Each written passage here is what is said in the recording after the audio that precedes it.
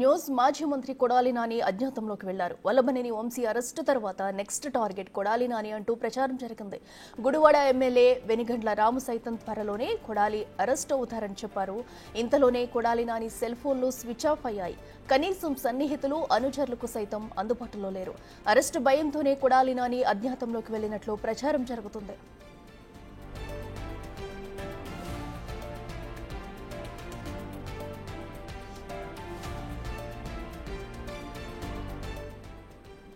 కొడాలి నానిపై గుడివాడలో 3 కేసులు ఉన్నాయి. లిక్కర్ గోడను బెదిరించి ఖాళీ చేయించారంటూ కేసు నమోదైంది.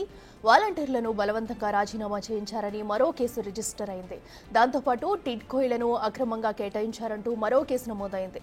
ఇటు లిక్కర్ కుంభకోణంలోనూ కొడాలి పాత్రపై ఆరోపణలు ఉన్నాయి. దీనిపై ఇప్పటికే విచారణ కూడా ప్రారంభమైంది.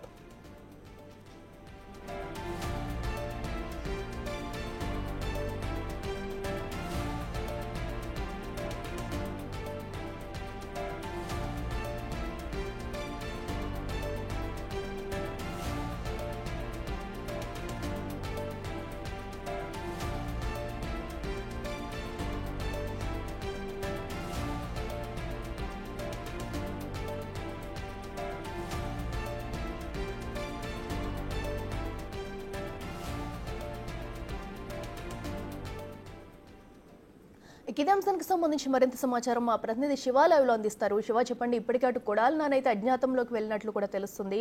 ఆయన ఫోన్లు కూడా స్విచ్ ఆఫ్ చేసుకుని అనే సన్నిహితులు కూడా అందుబాటులో లేనట్టు వార్తలు వస్తున్నాయి. ఆయన ఎక్కడున్నట్టు డీటెయిల్స్ ఏంటి?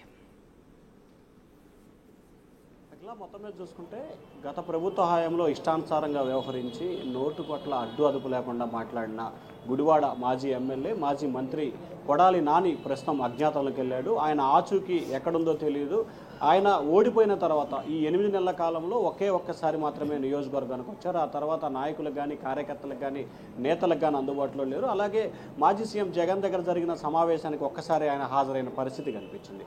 అయితే 2 నెలల క్రితం వైవి సుబ్బారెడ్డి నేతృత్వంలో జరిగిన సమావేశానికి ఒక్కసారి తలుక్కున మెరిచి వెంటనే వెళ్ళిపోయారు. తాజాగా వల్లభనేని వంశీ అరెస్టుతో కొడాలి నానిపై ఫోకస్ పెట్టారు. ఇటు టీడీపీ నేతలు, ఇటు వైసీపీ నేతలు.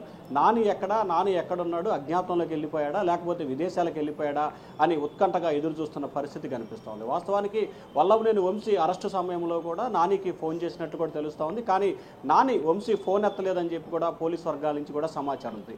మరొక వైపు కొడాలి నానిపై గుడివాడ నియోజకవర్గానికి సంబంధించి అనేక ఆరోపణలు, అనేక ఫిర్యాదులు వచ్చిన పరిస్థితి కనిపించింది. అయితే ప్రధానంగా ఆయనపై 3 కేసులకు సంబంధించి కూడా నమోదైంది. ఒకటి టిడ్కో ఇళ్లలో అక్రమాలకు పాల్పడ్డ వ్యవహారానికి సంబంధించి కూడా గుడివాడ 2 టౌన్ పోలీస్ స్టేషన్లో కేసు నమోదైంది. అలాగే లిక్కర్ టెండర్ల వ్యవహారం, లిక్కర్ గూడానికి సంబంధించి ఒక వ్యక్తిని బెదిరింపులకు పాల్పడి అతను ఇబ్బందులు పాలు చేసి బలవంతంగా నిధులు మళ్లించారనే ఆరోపణకు సంబంధించి కూడా ఆయనపై కేసు నమోదైంది. ప్రస్తుతం ఇది హైకోర్టులో విచారణ దశలో ఉంది. మరొక అంశానికి సంబంధించి కూడా ఎన్నికల సమయంలో వాలంటీర్ల చేత బలవంతంగా రాజీనామా చేయించారని చెప్పి కూడా పలువురు వాలంటీర్లు కొడాలి నానిపై ఎన్నికల సమయంలో కూడా గుడివాడ పట్టణ పోలీస్ స్టేషన్లో ఫిర్యాదు చేశారు. మొత్తం ఇప్పటివరకు కొడాలి నానిపై గుడివాడ నియోజకవర్గ పరిధిలో 3 కేసులకు సంబంధించి ఎఫ్ఐఆర్లు నమోదయ్యాయి. మరొక 8 నుంచి 10కి సంబంధించి ఫిర్యాదులు అయితే అందే. వాటన్నిటికి సంబంధించి కూడా పోలీసులు విచారణ జరుపుతున్న పరిస్థితి కనిపిస్తూ ఉంది. ప్రస్తుతం కొడాలి నాని ఎక్కడున్నాడు, అసలు ఎక్కడున్నాడో తెలియని పరిస్థితి కనిపిస్తూ ఉంది. నిజంగా దేశంలో ఉన్నాడా లేకపోతే దేశం విడిచి వెళ్ళిపోయాడా అని తెలియని పరిస్థితి కనిపిస్తుంది. ఎందుకంటే గత 10-15 సంవత్సరాలుగా గుడివాడ నియోజకవర్గానికి అంటి పెట్టుకొని ఉన్న కొడాలి నాని గత 8 నెలల కాలంగా నియోజకవర్గ మొహం కూడా ఆయన చూడని పరిస్థితి కనిపిస్తోంది.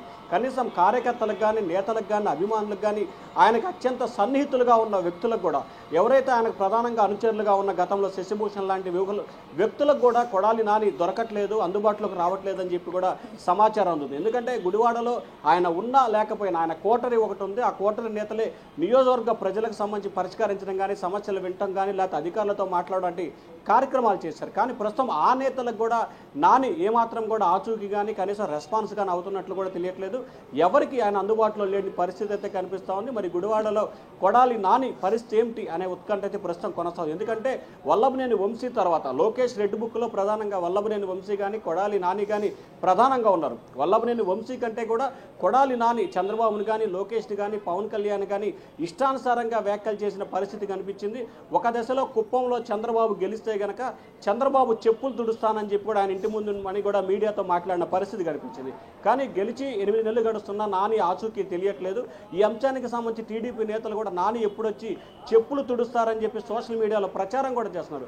అయినప్పటికీ కూడా నాని ఏ అంశానికి సంబంధించి కూడా స్పందించిన దాఖలాలు అయితే కనిపించట్లేదు. ప్రధానంగా కృష్ణా జిల్లాలో గత ప్రభుత్వ హయాంలో పేర్నే నాని, కొడాలి నాని, వల్లభనేని వంశీ, జోగి రమేష్ లాంటి వ్యక్తులు ఇష్టానుసారంగా వ్యవహరించిన పరిస్థితి కనిపించింది. ఇప్పటికే జోగి రమేష్ కేసు నమోదైన పరిస్థితి కనిపించింది. ఆయన కుమారుడు జైలుకి వెళ్ళి కూడా బెయిల్పై విడుదలయ్యారు. ఇక పేర్నే నానికి సంబంధించి ఆయన సతీమణిపై కేసు నమోదైన కొంతమంది జైలుకి వెళ్ళారు. వాళ్ళ సతీమణి బెయిల్పై ప్రస్తుతం ముందస్తు బెయిల్ వచ్చిన పరిస్థితి కనిపించింది.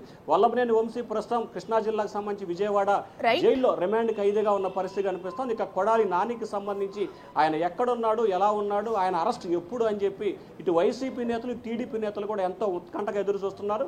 వంశీ అరెస్ట్ తర్వాత నెక్స్ట్ కొడాలి నాని అనే ప్రచారం మాత్రం విస్తృతంగా జరుగుతూ ఉంది. Akhila. Right Shiva, thank you.